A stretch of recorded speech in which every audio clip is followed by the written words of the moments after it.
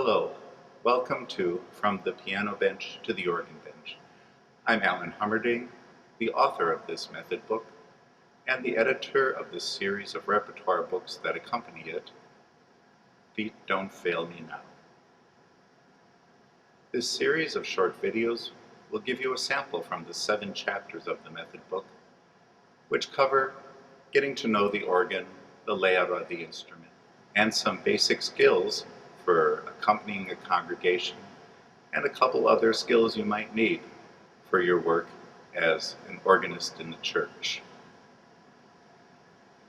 This method book is the result of nearly 20 years of having done workshops on this topic, and so it's largely the participants in those workshops and their questions and answers to those questions that have produced the material that you'll see in these videos and that you'll find in the method book and in the repertoire books. So thank you for looking in, and I hope you find some answers to some questions and some inspiration to take you from the piano bench to the organ bench.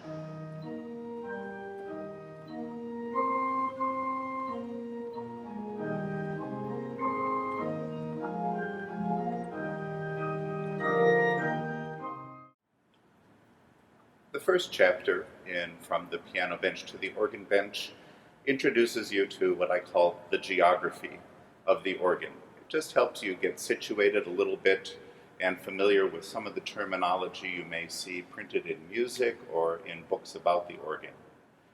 Most organs that we play have either 2 or 3 keyboards. This one, as you see, has 2 keyboards. The top one is called the swell, and the bottom one is the grate. The grate is really the workhorse of the organ, and the swell will add color to more repertoire, even to service music. If your organ has a 3rd manual, it will be lower, and that makes the center one the grate, the top one the swell, and then that 3rd manual is most often called the choir or the positive. And of course, we do have our friend, the pedalboard, down below. The sounds of the organ are brought on by using what we call stops.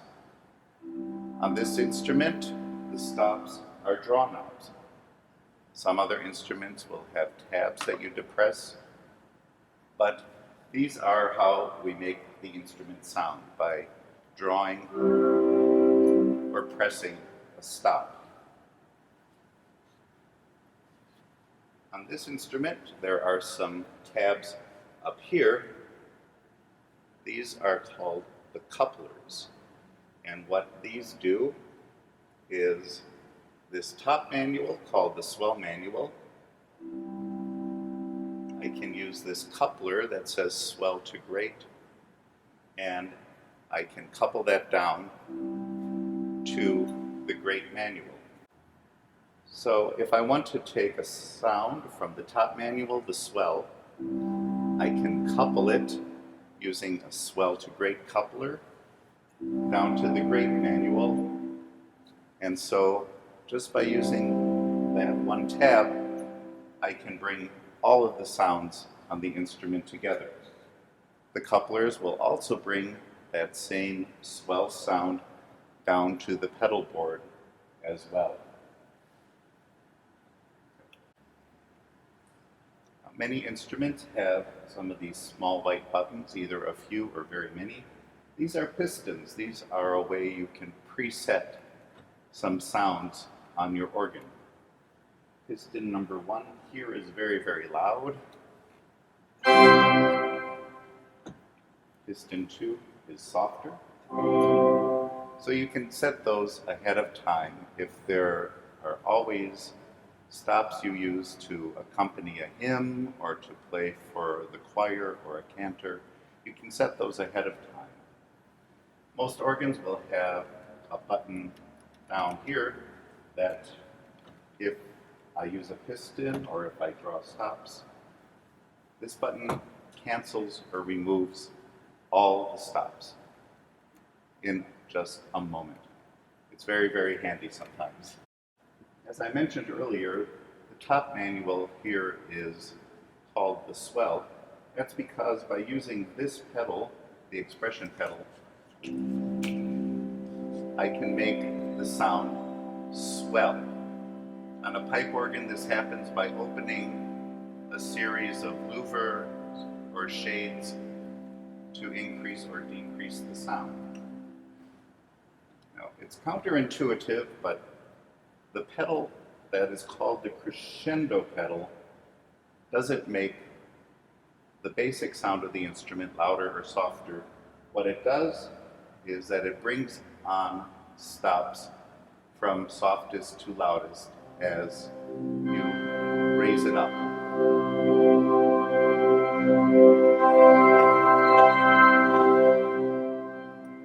And I did not open the crescendo pedal all the way. Many organs will have either a piston off to the side or a toe stud down below that will say sforzando or full organ.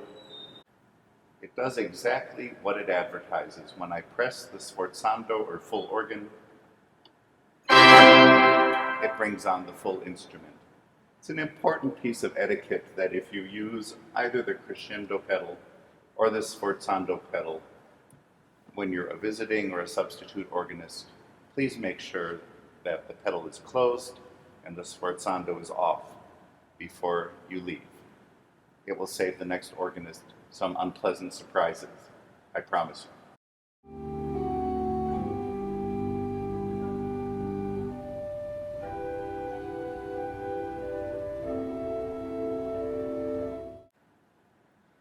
In the second chapter of From the Piano Bench to the Organ Bench, we learn about all of the sounds that the organ makes. Now, what many pianists find most perplexing when they sit down at an organ is that the stops all have numbers on them, either Arabic numbers or Roman numerals. So let's take a moment with those numbers. The basis pitch of the organ is any stop that has an 8, usually with a little hash mark after it. It's called the 8-foot stop. That plays at the same pitch as the piano. So when you have an 8-foot stop drawn on the organ and you play middle C, that's middle C on the piano, it's middle C on the violin, it's middle C on any other instrument. And as you might expect, if that's our basis pitch, the 8-foot, any stop that has a 4 on it will sound an octave higher. So when I play middle C with a 4-foot stop, it's an octave higher.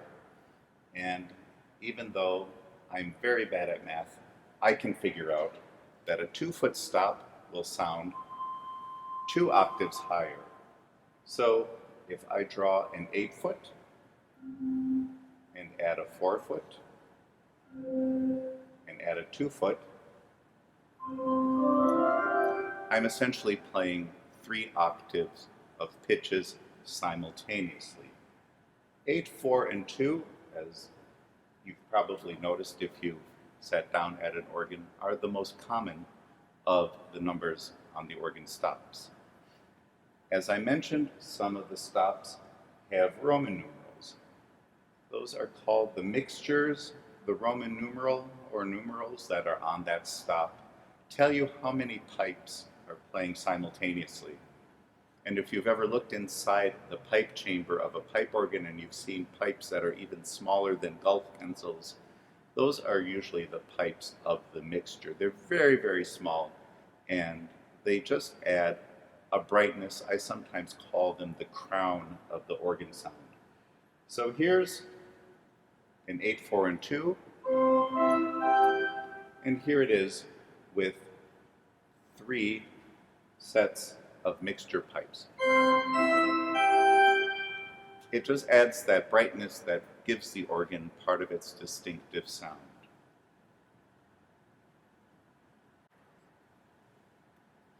Some organs will have stops that have fractions on them.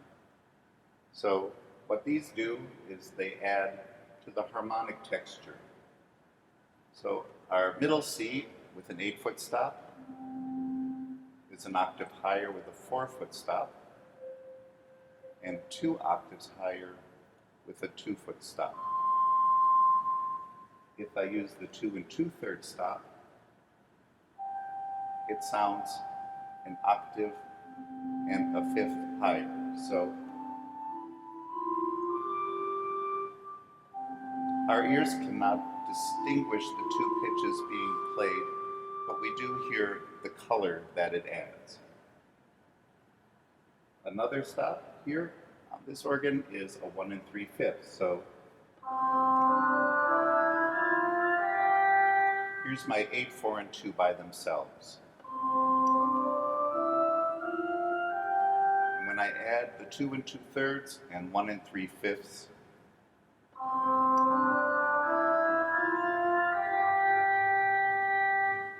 this combination of stops, all played simultaneously, is called a cornet.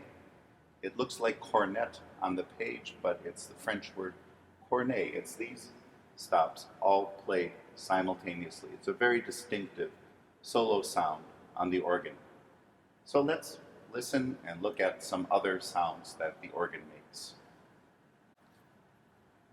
Okay, the real, again, workhorses of the organ are the stops that are called either the diapasons or the principals, P-A-L, or the foundations, because they do form the foundational sound that the organ makes. Here is a principal 8-foot on this organ. Here I'm adding the 4-foot and the 2-foot. Those three together you would call a principal chorus. Sometimes you'll see that marked on a piece of music to use the principal chorus. That is the foundational sound of the organ. Most often for congregational playing, 8 and 4 principals are your starting point for accompanying a congregation, and then we'll build from there. A second family of stops on the organ are the flutes, and they are an imitative family of stops. The diapasons or principals don't sound like other instruments. Some of the stops on the organ, like the flutes, are imitative. They are meant to sound like other instruments. So here we have a flute at 8-foot, and I'm adding 4-foot flute, and I'm adding a 2-foot flute. Oftentimes the flute stops will have actually the word flute in them, but there are brief charts in the book From the Piano Bench to the Organ Bench that give you some common names of the various stop families. So after you've used your principal stops for accompanying a congregation, sometimes you just might want to add a flute. That will add just a little bit of extra fullness. Another family of stops are the strings. Again, these are imitative. They are meant to be stops that sound like other instruments. This is a softer string sound. Some string sounds on some organs are much louder and much more present in the room than this.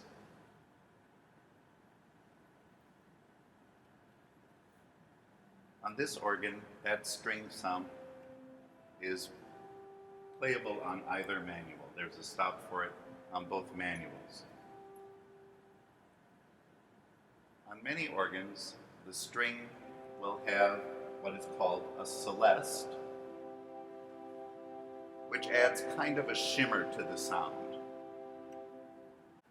The celestes are one of a family of stops called undulators, and as the name suggests, their sound undulates. Their sound is a little bit unstable. The pitch does not have a real strong center, so they are not often very useful for accompanying congregations or choirs.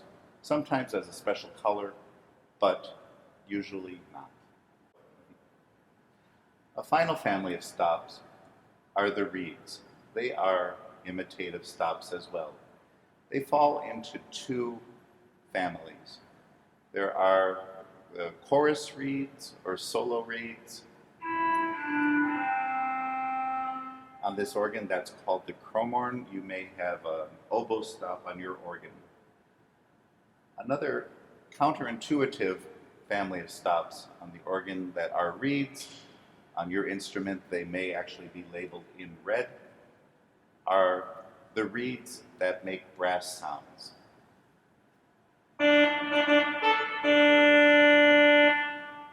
On the pipe organ, the reeds that are trumpets make the sound the same way the other reeds do. There is a very thin tongue of metal that vibrates with the air going through the pipe.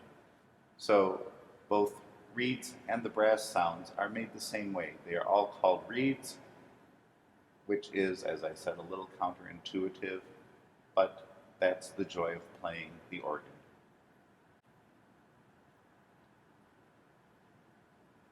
On the pedal board, the basis pitch is the 16-foot stop.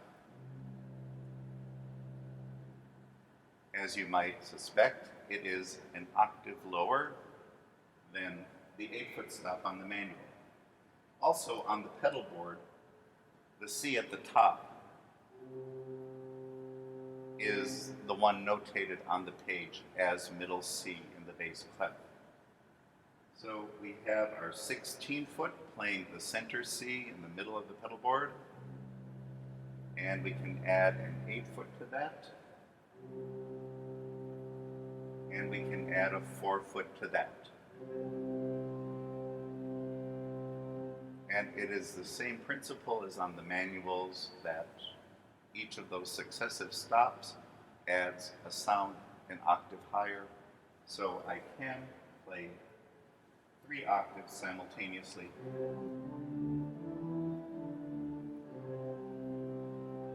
If I draw those 3 stops on the pedal board.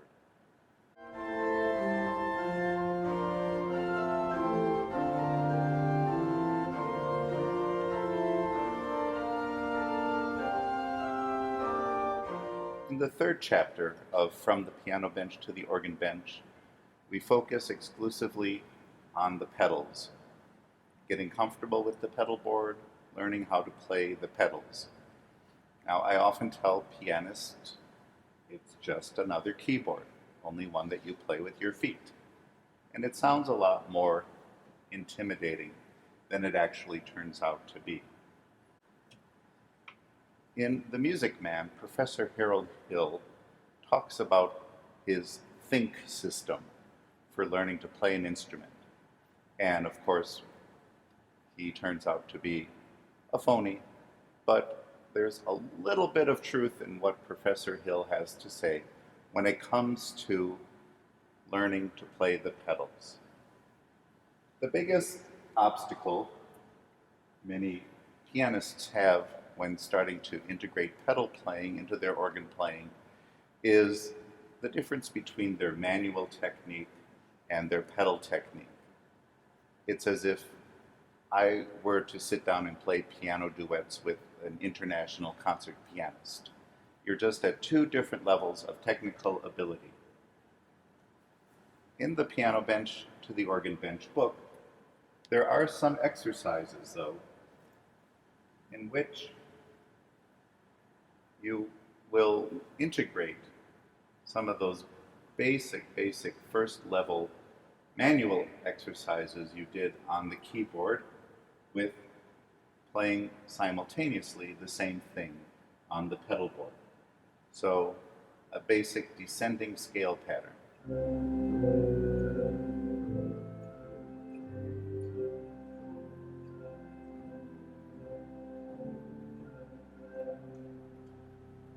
And conversely, an ascending scale pattern.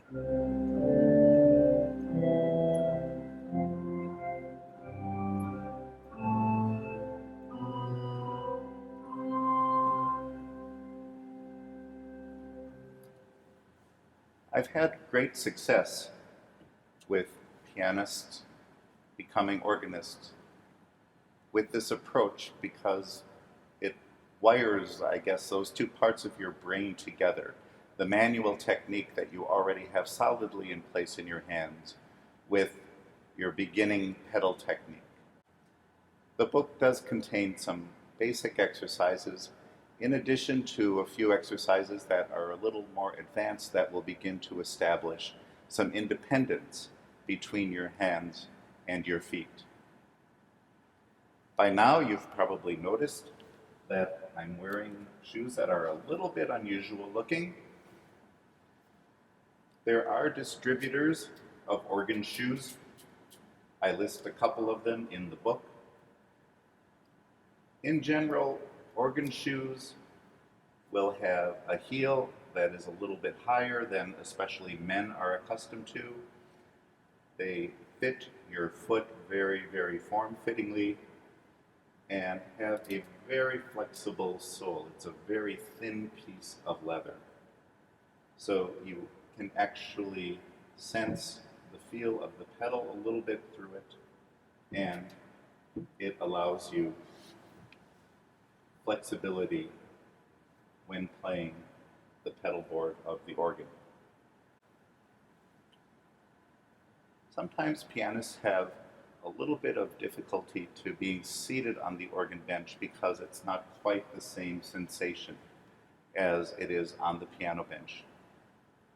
Depending on your height, you most likely will be seated a little further forward than you are accustomed to on the piano bench. Your feet should be just right at the center C on the pedal board, and your toes sort of grazing the bottom of the black keys. This is a basic starting position for playing the pedals together with the manuals.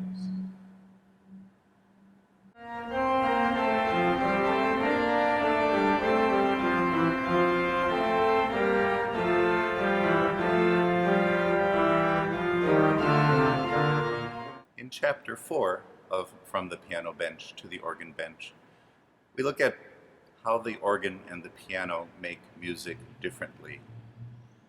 At the piano, if I want to make notes successively louder or crescendo,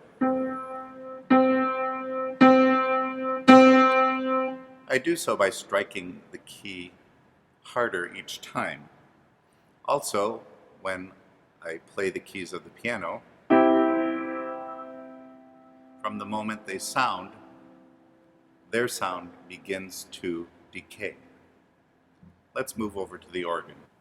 On the organ, we indicate the relative importance of notes within a measure by the duration of how long we hold the key, not by how strong we attack it. So these 5 notes, in a 4/4 measure, 1, 2, 3, 4, 1. The notes that are on the first beat would be held just a slight bit longer, and we'd put a short space after it, and when we return to the first beat, a short space before it.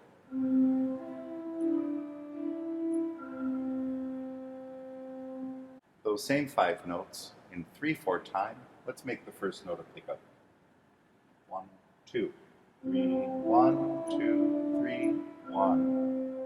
So the first note is less important, so we shorten it and put a little space after it.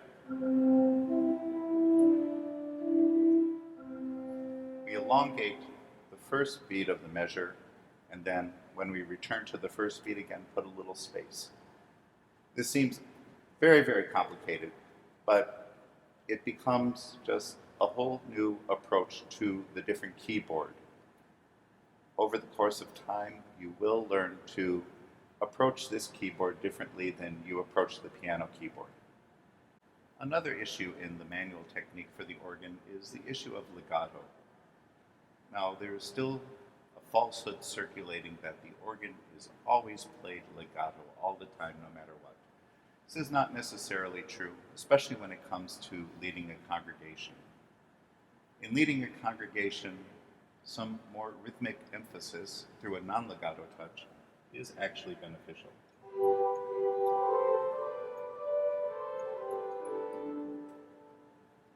Now, in this room that we're recording in, it's not especially live. There's not a long decay of the sound. The organ pipes are at the front of the room. They're very easily heard by the congregation.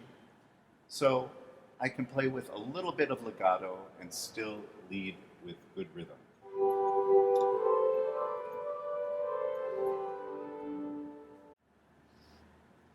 If this were a very live and resonant room with a 2 or 3 or more second decay of the sound, or if the pipes or speakers of the organ were a great distance away from the congregation, then I would play with even less legato.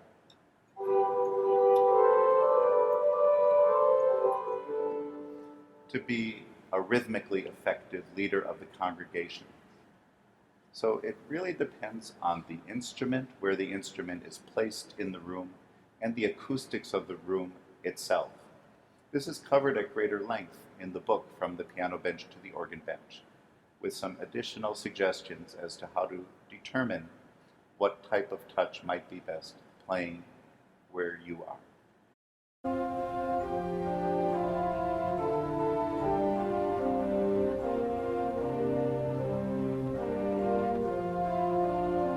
Chapter 5 of From the Piano Bench to the Organ Bench looks at accompanying the congregation.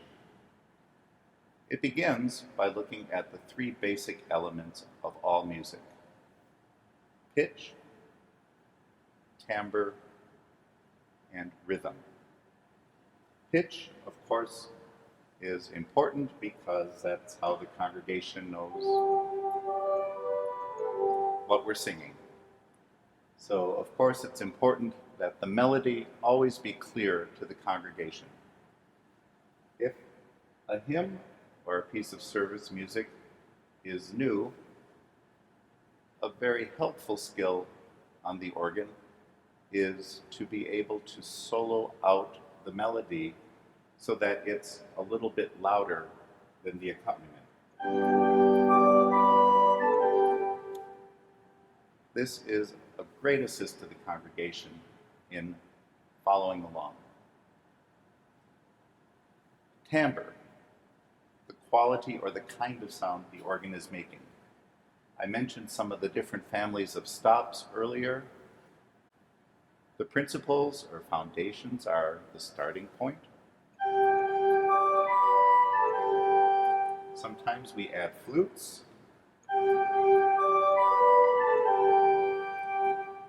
And on those days when the congregation is singing really great, we add upper octaves.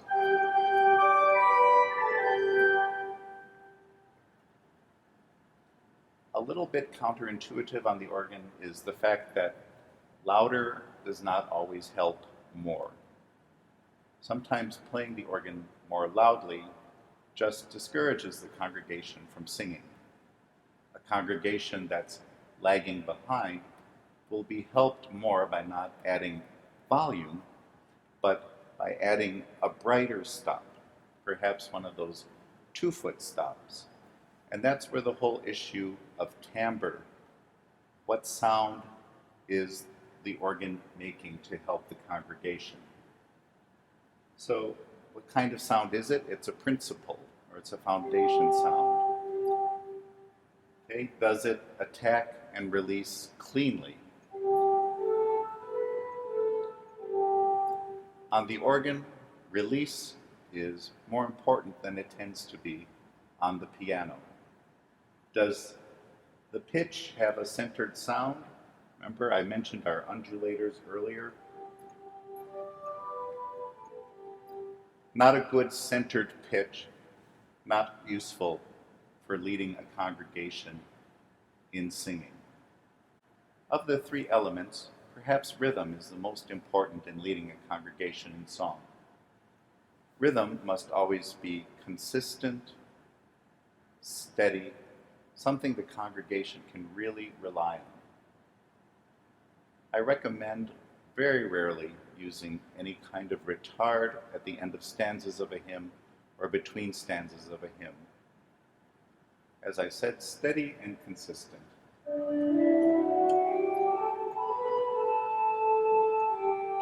3, 1, next. So that the congregation comes to rely on that consistent rhythm, consistent breaths, and a consistent tempo throughout their singing.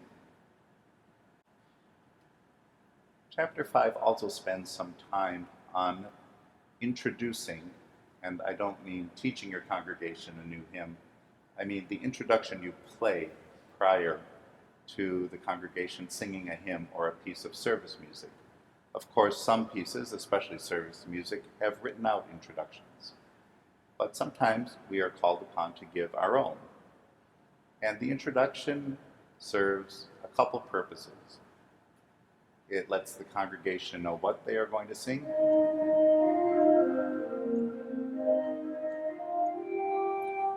It lets them know what key it's going to be in. And perhaps most importantly, the introduction must give them enough time if they have to find a page in the hymnal to do so. So make sure the introduction does those first two things, but also allows the congregation enough time to find their place, so that by the end of the introduction, they are prepared to sing.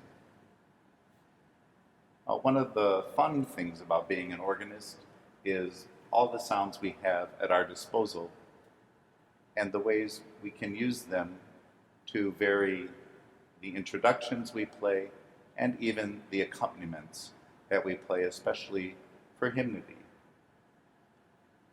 In Chapter 5, I give 10 basic techniques that can be applied to most any hymn, even some pieces of service music, to vary the accompaniment or to be used to do a more creative introduction. Here's the hymn tune Slain, Be Thou My Vision, with a parallel thirds accompaniment.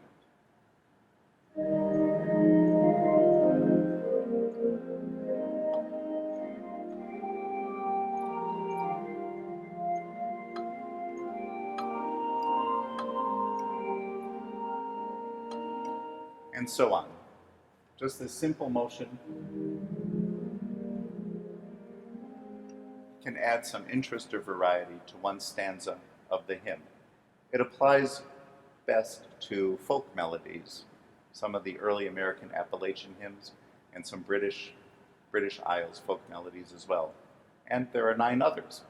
Take a look.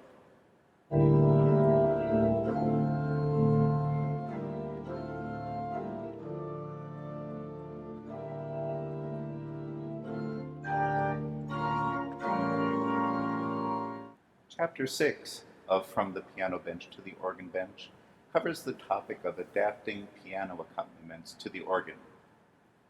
As the repertoire at our Sunday worship continues to grow in diversity, sometimes we're called upon to play things that were not intended to be accompanied by the organ, but can be. So we'll look at some of those differences and some of the skills that will help do that. If you've looked at a piano accompaniment, you may have seen chord symbols above the top line of music. These chord symbols and learning how to play them are a very important skill nowadays for an organist. I like to say that for the 21st century, they are like figured bass numbers were in the 17th and 18th century. So this chapter begins with a chart showing some of the different chords that can be built on C. C major, C minor, C minor 6, C7, C major 7, C over G in the bass, and so on. A very, very important skill to be able to read from those lead sheets intended for pianists or guitarists will come in handy on the organ bench as well.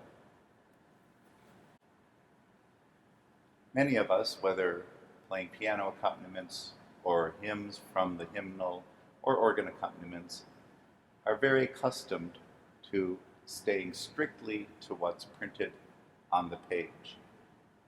When you're adapting piano accompaniments to the organ, it will be helpful if you become more comfortable with a departure from the printed page as well. There are some things that show up in piano accompaniments. Arpeggios are one of the most popular,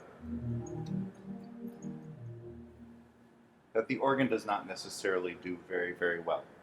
So there are ways around this. We can put those bass notes into the pedal.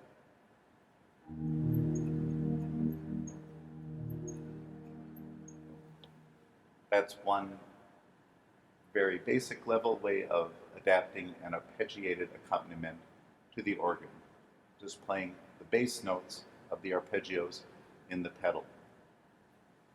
Some songs that are written with piano accompaniment, especially songs in the contemporary or praise and worship genres, envision a very strong solo voice leading them. Now, this may or may not be the case in your church on Sunday morning. So as I mentioned earlier, a skill of being able to solo out a melody on the manual that is louder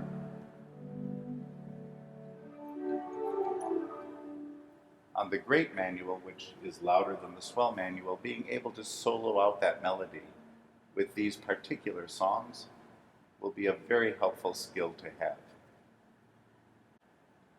Another difference is in harmonic rhythm. Standard hymns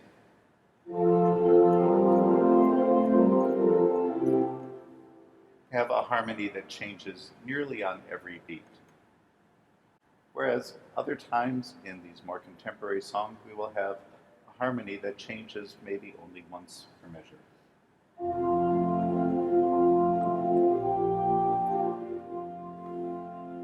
It's a much slower harmonic rhythm. And so there are different things that we can do to help the organ convey, especially that arpeggiation rhythm, which at cadences, sometimes cadence harmonies are held up very, very long.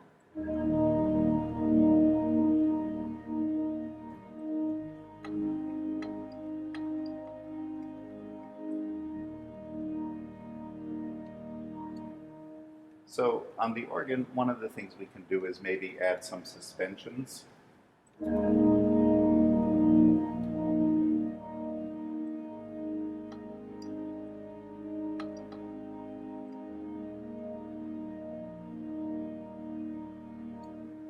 Keep the motion going forward. It's another way that as we learn the different ways the organ makes music, we can use the instrument itself to help accompany the congregation. A special section within Chapter 6 of From the Piano Bench to the Organ Bench is adapting gospel-style accompaniments to the organ. An initial step is not to be afraid to let your pipe organ sound a little bit like an old-timey church organ from the movies.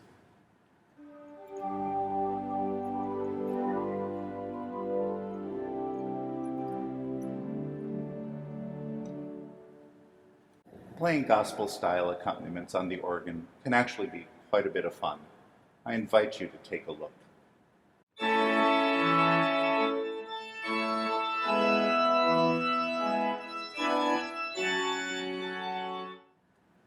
Chapter 7 of From the Piano Bench to the Organ Bench covers two skills that are usually associated with being a little further along in your organ technique, but sometimes our church positions call on us to do these. These are improvisation and conducting the choir from the console. Let's look at improvisation first. There's a little bit of a falsehood again about improvisation, that you either can do it or you can't.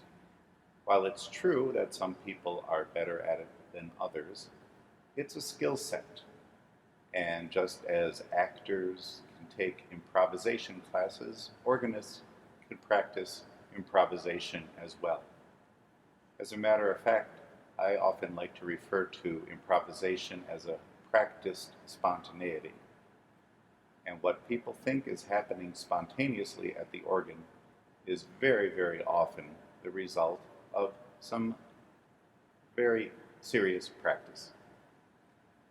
My approach to improvising is a little bit like some of the accompanying hymns and introducing hymns that I spoke of a little bit earlier. There was a spaghetti commercial decades ago that had the catchphrase, "It's in there." Anything you might use to improvise on a hymn or a piece of service music, it's already in there. And what practicing involves is looking at the elements of the piece itself and maybe taking it apart a little bit and seeing how you can put it back together in a way that sounds a little more spontaneous. Many times we are called upon to do some on-the-spot improvisation or practiced spontaneity when perhaps a procession lasts a little too long, or the minister did not come in on the final stanza of the hymn as expected, and we need to stretch things out a little bit. Perhaps you're familiar with this lovely little chant, Alleluia.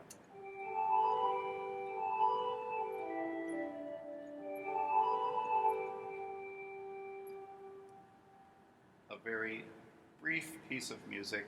Sometimes we need to use it to accompany a very long procession with a gospel book. One thing that we can possibly do is to take the melody and elongate it in the pedals on a solo step.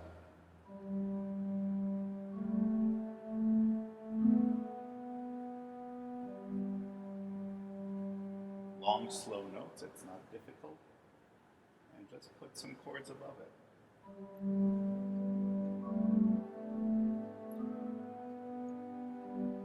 I'd like to do that again.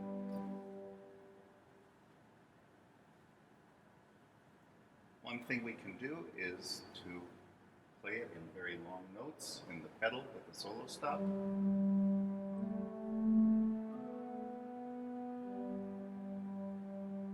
Put a simple accompaniment above it.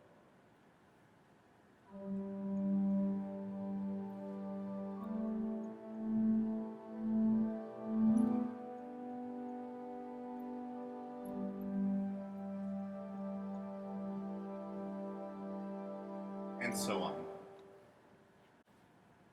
If we need to elongate it at the end, we can do a similar approach.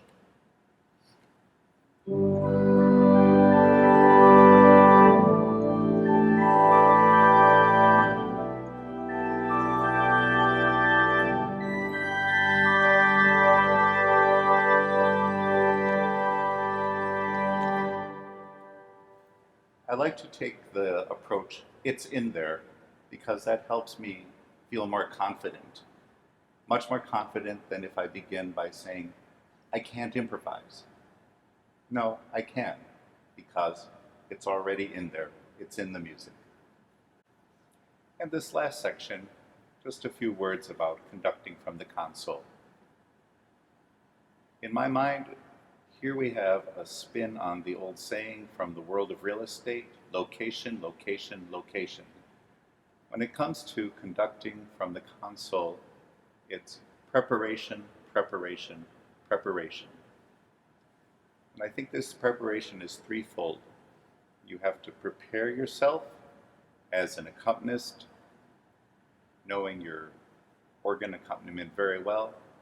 You have to prepare yourself as a conductor, and the special skill here is to learn to conduct with your left hand. Many of us spend time learning our beat patterns with the right hand, so learning beat patterns and how to give cutoffs and so forth with your left hand is a very important preparation skill to have. And thirdly is preparation of the choir. And with my choirs, I share the responsibility of things like entrances, tempo transitions, breaths, and cutoffs. Now, over the course of time, every organist develops a whole vocabulary of head bobs and elbow waves and so on and so forth that a choir will learn to interpret, but sometimes actual conducting is called for. Cutoffs in particular, I think, are troublesome. We pay attention to entrances, we of course pay attention to where we breathe, but a lot of times when we get close to that double bar, we just think it's finished when it's actually not. So learning to bring in that left hand is a very important skill. Here's the end of the Ave Verum Corpus by Mozart.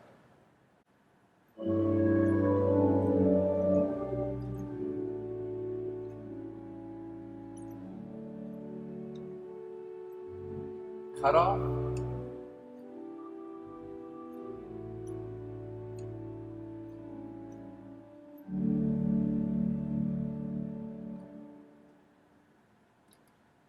From the piano bench to the organ bench gives you several examples of entrances and tempo transitions and cutoffs as well.